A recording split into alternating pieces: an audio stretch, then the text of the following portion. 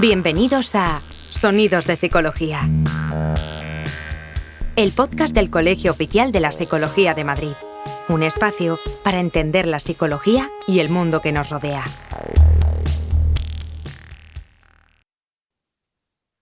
Bienvenidos a un nuevo programa de Sonidos de Psicología. Bienvenidos al podcast del Colegio Oficial de la Psicología de Madrid.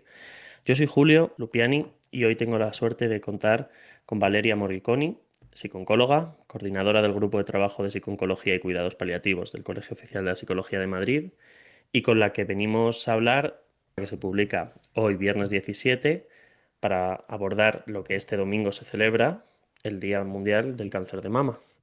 Hola, Valeria. Hola, muchas gracias por la invitación y encantada de participar en este podcast. Ya abordamos hace tiempo los cuidados paliativos en otro programa, pero es cierto que la psiconcología es una de las ramas más, quizá más conocidas, porque es cierto que se le ha dado mucho valor y mucha visibilidad por la importancia que tiene y por la importancia que se le da al trabajo y en la lucha contra el cáncer. Y queríamos empezar pues preguntándote a ti, ¿qué es exactamente la psiconcología y qué avances ha aportado al trabajo con personas que sufren cáncer y específicamente ya vamos acercándonos al día al cáncer de mama? Pues la psicooncología es el campo de la psicología que se dedica a comprender y atender pues, todos los aspectos emocionales, cognitivos, sociales y existenciales que acompañan el cáncer, tanto en los pacientes que lo sufren como en los familiares y en los propios profesionales de la salud. Por lo tanto, su objetivo primario es garantizar una atención a 360 grados donde no solamente la salud mental, sino que también el bienestar emocional estén considerados parte del tratamiento, no como algo opcional. Y en lo específico, en el cáncer de mama, su aportación ha sido muy grande, ¿no? Porque desde la detección del distrés psicológico, desde la intervención en cosas más específicas como son la ansiedad, la depresión, el miedo a la recaída, y para transitar en la reconstrucción de la imagen corporal, de la sexualidad, de la cohesión familiar y de la pareja.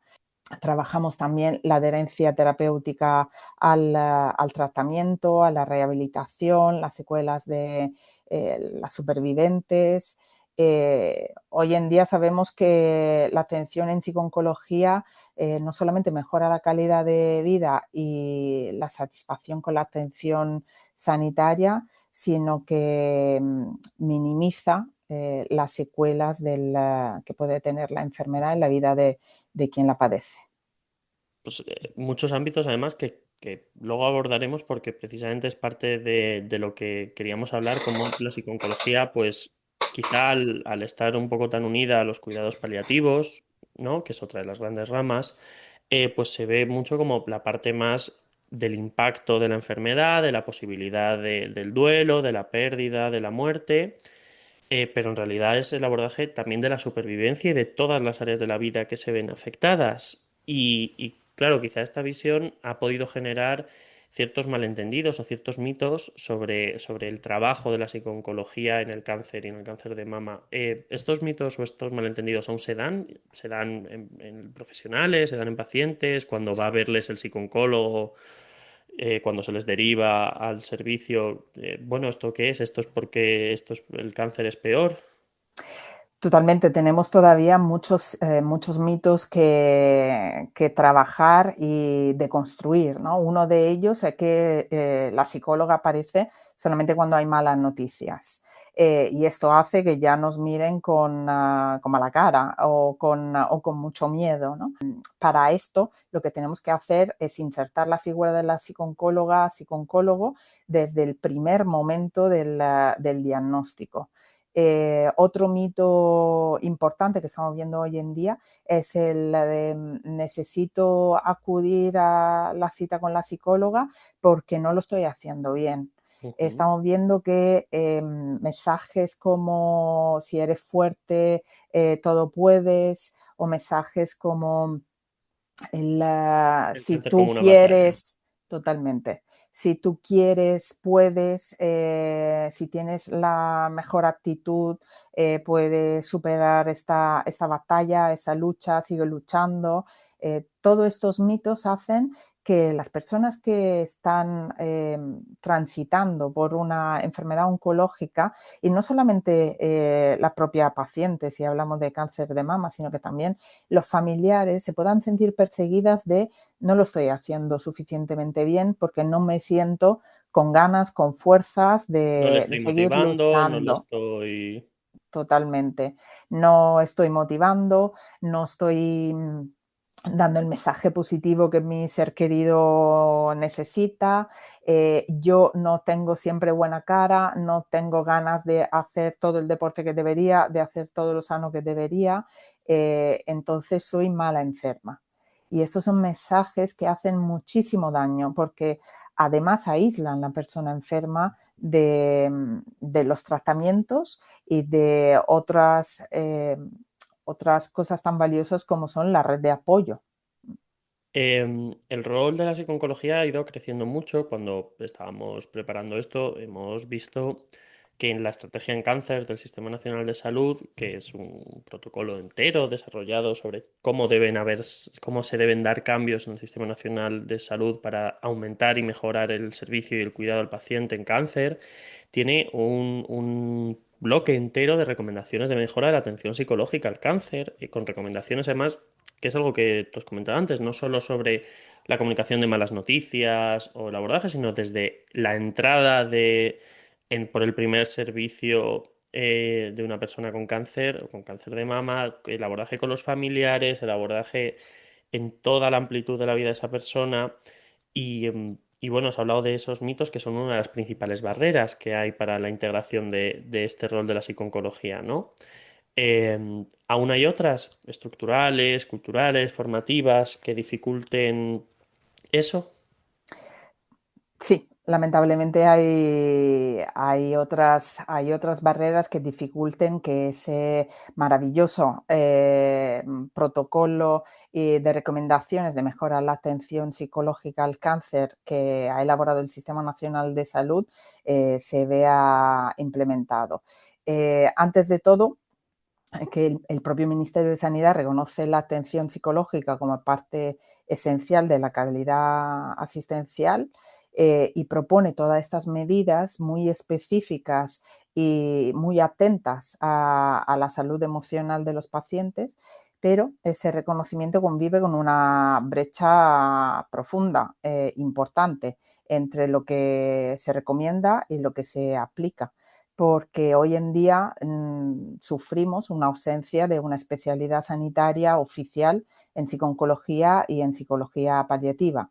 Es verdad que en el 2016 el Consejo General de la Psicología creó una acreditación nacional voluntaria en psiconcología y psicología paliativa, pero esta todavía no tiene un carácter legal ni reconocimiento dentro del Sistema Nacional de Salud. Y esto quiere decir que cualquier profesional de la psicología, evidentemente, puede ejercer como psicooncóloga o psicóloga en cuidados paliativos. Creativos. Entonces, esto hace que se puede generar una desigualdad en la calidad de la atención y también puede provocar una falta de garantías para los pacientes, de que haya esa especialización, esa formación específica, porque esta es una pata importantísima de nuestra disciplina, la formación específica en muchos ámbitos, porque estamos viendo que la psicooncología cubre desde el diagnóstico hasta la supervivencia, la recidiva, el duelo, la promoción de la salud, la promoción de la vida normalizada después de la enfermedad. Entonces, entendemos que una formación reglada y especializada es fundamental. Y además, muchas unidades faltan psicólogos, psicólogas en plantilla. Por lo tanto, en muchos hospitales la función del psicooncólogo o psicooncóloga recae en convenios con asociaciones, fundaciones o en proyectos temporales que impiden una continuidad asistencial, y eso es un Ujú. problema de todos. Claro. Has hablado mucho y señalado muy bien ese punto formativo que nos gustaría continuar abordando en el sentido de que, bueno, pues lo que ya hemos comentado y que tú comentas muy bien, ¿no? La psiconcología está incluida dentro de la psicología paliativa, porque al final surgieron juntas dentro del Sistema Nacional de Salud. Pero con los avances en tratamientos, el aumento de la supervivencia, ha cambiado esas necesidades psicológicas de los pacientes con cáncer de mama. Hay mucha más supervivencia y han entrado en juego todas esas áreas que tú has hablado antes: sexualidad, recidiva, recuperación de la vida, impacto familiar. Y claro, eso estoy seguro que también ha cambiado la idea de cuándo es el momento de la primera intervención o del primer abordaje desde con la psicooncóloga o con el psicooncólogo, ¿no? Que antes quizás sería tras varios tratamientos, tras la quimio, tras ciertos abordajes médicos, y bueno, ahora dentro más del punto paliativo entramos. Sin embargo, ahora esta primera intervención ha cambiado. Ha cambiado no solamente la primera intervención, aunque vamos a hablar de un mundo ideal y luego matizamos el mundo real, ¿no? Porque en un mundo ideal hay, como hemos dicho, psicooncólogas y psicooncólogos en todos los servicios, en plantilla, y puede realizar ese trabajo multidisciplinar e interdisciplinar que tanto deseamos hacer con las otras figuras profesionales en el ámbito sanitario y no. Entonces, en ese mundo ideal, figuras como la de la psicooncóloga entra desde el primer momento, porque vamos a hacer un trabajo de prevención, no Ujú, solamente un trabajo de intervención en un momento agudo, porque en el momento del diagnóstico es importantísimo poder validar todo tipo de emociones, todo tipo de reacciones, porque estamos delante de una información altamente traumática y la persona tiene que sentir el derecho de estar como buenamente puede, y no tenemos que poner estas tiritas emocionales que a veces se ponen por falta de herramientas de ujú, comunicación o por falta de herramientas de contención emocional. Además, tenemos que hacer ese trabajo de psicoeducación que es fundamental a lo largo de toda la trayectoria del acompañamiento psicológico en la enfermedad oncológica, porque tenemos que poder ofrecer información sobre los recursos que poseen tanto los familiares como los propios pacientes, y también ayudar a entender cuáles son las cosas esperables y cuáles son las reacciones que pueden crear una dificultad a breve o a largo plazo. Y además, la presencia de la psicóloga en ese momento también es importante para prevenir lo que decíamos antes, que se perciba la psicóloga como el pájaro de mal agüero. agüero. Entonces, desde ese momento podemos empezar a crear ese vínculo que nos servirá a lo largo de todo el tratamiento. Y también sería como una pequeña vacuna para posibles efectos secundarios del tratamiento, Ujú, tales como un estado de ánimo más bajo, crisis de ansiedad, aislamiento social o es falta de decir, sentido. una intervención preventiva. Totalmente. Si te parece bien, vamos a centrarnos un poco en el cáncer de mama, dado que ahora en 2 días es el día de la lucha contra el cáncer de mama. Y lo hemos hablado, lo hemos repetido mucho, cada vez más el abordaje desde la psicología engloba multitud de aspectos. Obviamente algunos son muy obvios de ver y cualquiera se lo puede imaginar: la ansiedad del diagnóstico, la ansiedad de una recidiva o de si funcionará o no funcionará el tratamiento. Pero luego muchos abordajes, además, entiendo que con cáncer de mama muy específicos. El trabajo con la imagen corporal por supuesto con la alopecia se da en todos los casos de cáncer, pero la mastectomía y el pecho en la imagen corporal en mujeres, y mujeres sean jóvenes o sean mayores, pero además en mujeres jóvenes, las mujeres premenopáusicas tras la supervivencia pueden tener afectación en el tema de la fertilidad, menopausia precoz, problemas de lactancia, problemas de sexualidad con sus parejas, problemas con la pareja, el deseo sexual de la pareja también, teniendo en cuenta pues todos estos cambios físicos. Hay muchas áreas, el trabajo con la familia y por supuesto no nos da tiempo a abordar todas, nos encantaría, la verdad, pero nos iríamos a 3 horas. Nos gustaría que escogieses tú aquel que a ti te parezca como más relevante, abordable o interesante de estos puntos dentro del abordaje para mujeres con cáncer de mama, que nos hablases un poco de cómo se aborda esto desde la psiconcología. Bueno, quizás una palabra que puede resumir un poco todos esos aspectos que has nombrado, todos importantísimos, es la palabra vínculo y la Ujú, palabra pérdida. Son dos palabras a mí muy queridas porque nosotras, todos los seres humanos, estamos vinculados a nuestro cuerpo, porque ujú, nuestro cuerpo no es solamente un conjunto de órganos o de partes que nos hace funcionar, sino que es también lo que define nuestra identidad y cuenta nuestra historia y nuestra pertenencia. Entonces, cuando parte de nuestro cuerpo se ve afectado, se ve afectada también nuestra identidad y empezamos un proceso de duelo, de pérdida. ujú. Y en esa pérdida tenemos que ver qué significa cada parte y cómo cada parte de lo que hemos perdido está vinculada a nuestra identidad. Por lo ¿Qué tanto, simboliza para nosotros? exacto, que simboliza el pecho para una mujer. No podemos dar por hecho ningún tipo de significado ni ningún tipo de identidad. Tenemos que preguntar. Nuestra herramienta más valiosa en la comunicación, en la pregunta, y nunca tenemos que tener miedo a esa pregunta cuando nace desde el respeto, la curiosidad genuina y la voluntad de acompañar.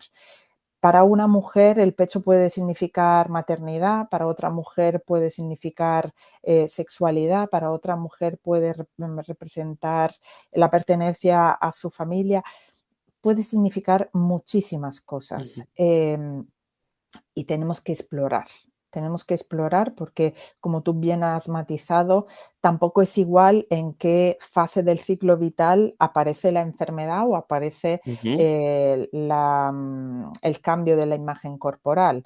¿Y qué puede decir para esta mujer ese cambio en ese momento vital? Hay mujeres que tienen muy claro que quieren ser madres y otras mujeres que no lo tienen en su imaginario hasta que pues no alcanzan un cierto hito.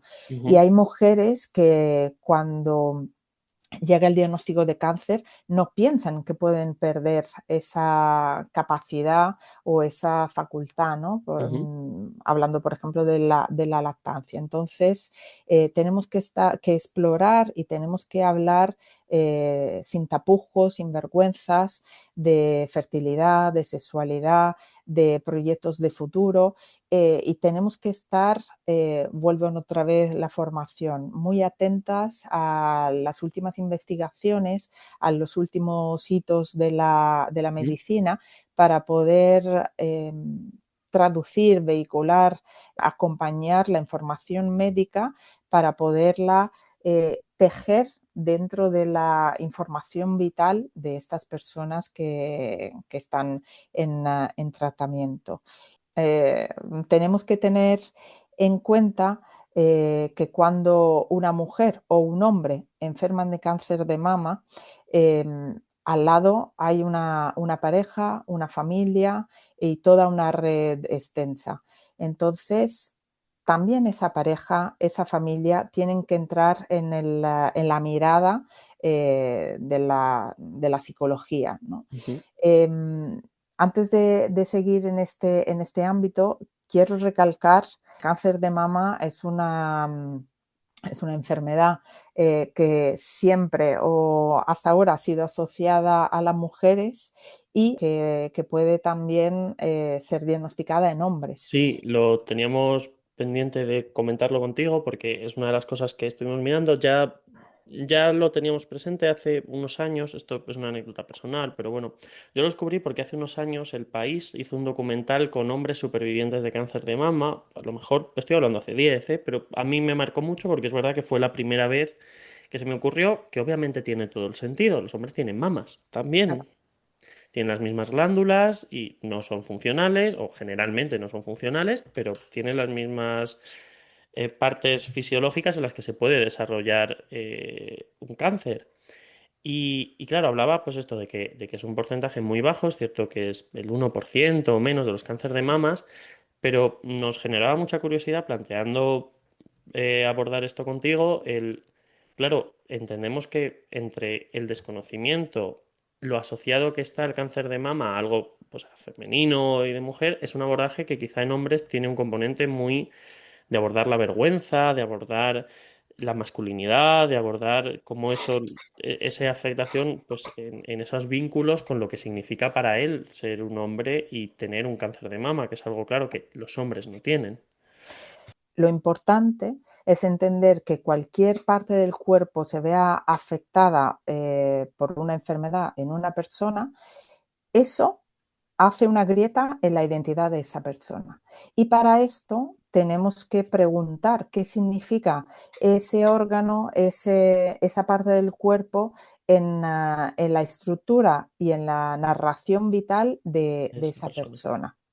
Entonces, cuando un hombre viene diagnosticado de un cáncer de mama, le tenemos que preguntar qué significa para él tener un cáncer de mama, a qué asocia esa enfermedad, porque igual por desinformación, por miedo o por vergüenza, que es una emoción junto a la culpa que quizás nos asombra siempre a todos, profesionales y no. La vergüenza es una emoción inmensamente potente que hace que la persona se haga bicho bola y se esconda, porque siente que no es suficientemente algo a los ojos de los demás. Entonces, si como sociedad, si como esos demás abrimos la mirada, trabajamos para romper ese estigma, para romper esos tabús, ayudamos a esas personas a hacer, yo creo, el trabajo más bonito que podemos hacer como sociedad y como profesionales, que es resignificar las personas a pesar de los acontecimientos traumáticos como puede ser el afrontamiento de una enfermedad como el cáncer de mama. Y Has, esto es un trabajo de todos. ujú. Has usado una palabra que creo que es fundamental y que se usa mucho en terapia, no solo en psiconcología, pero que en psiconcología desde luego tiene que ser central, que es la reformulación. Reformular una experiencia y reformular una vivencia, que es algo que se aborda en el duelo, que se aborda en cualquier tipo de problema. Pero también nos gustaría, aún tenemos un poco de tiempo, pero no nos parece un tema importante y no queríamos dejarlo pasar. Claro, cómo es esa vivencia, esa reformulación de la experiencia y por lo tanto ese cuidado que tenéis que tener los psicólogos en vuestro trabajo personal. Todos los psicólogos, esto lo hemos hablado mucho en todas las entrevistas con psicólogos, hablamos del autocuidado del psicólogo, del terapeuta, pero no solo el terapeuta, del psicólogo educativo que trabaja con niños y que ve familias y los contextos dinámicos y sociales, el psicólogo del trabajo que está trabajando en ambientes en los que hay conflictos entre compañeros, con empresas, el autocuidado, pero hay profesiones, hay ambientes en los que este autocuidado, esta reformulación, esta vivencia es especialmente impactante y la psiconcología estoy seguro que es uno de ellos. Trabajar en la vida teniendo muy presente la muerte es algo tremendamente enriquecedor y tremendamente desgastante en la misma medida. Como tú bien dices, ningún profesional está exento de quemarse o de sobrecargarse cuando está trabajando con otras personas en general. Pero cuando hablamos de otras personas que te están enfrentando todo el rato el valor de la vida, como profesional y como personas que somos detrás de la bata o detrás del rol que interpretamos, para poder seguir siendo honestos en nuestra intervención, y te diría yo, en nuestras vidas, tenemos que preguntarnos todo el rato para qué hacemos ese trabajo y reconectarnos con el momento esencial en el que decidimos, apuntamos y apostamos por la vida y para que esa vida siga teniendo sentido en todas sus facetas. Entonces, a mí constantemente me preguntan, ¿cómo puedes hacer el trabajo que haces? Porque gracias al trabajo que hago, mi vida tiene valor. Y, y me encanta formarme cuando siento que estoy a falta de herramientas, me encanta hacer supervisión con compañeros y compañeras cuando siento que me encuentro atascada en algunos acompañamientos, me encanta acudir a mi propio terapeuta para poder soltar como persona esas encrucijadas existenciales en las que la enfermedad, la vida y la muerte te trae. Y luego eso me da también la oportunidad de reírme mucho en mi vida privada, de buscar momentos De valor. de valor totalmente. Y es un gran lujo.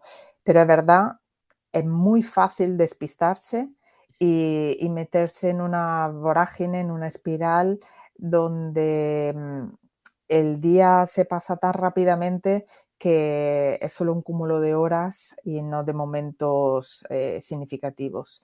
Ujú. Y esto lo digo en voz alta, no como lección de vida, sino como recordatorios de lo que quiero hacer cada día. Nos acabas de compartir, y muchas gracias, tu experiencia sobre cómo el ser psicóloga ha sido un cambio significativo en tu vida y para bien, creo. Pero también queríamos preguntarte, también en tu experiencia, si podías contarnos un cambio significativo que una intervención psicológica, psico-oncológica, hayas visto en la trayectoria de un paciente con cáncer de mama. Bueno, yo creo que todas las veces que una persona me dice, no lo estoy, acudo a ti porque no lo estoy haciendo bien. Yo siento que mi rol tiene valor, sea cual sea la salida que esa persona encuentra a su día a día.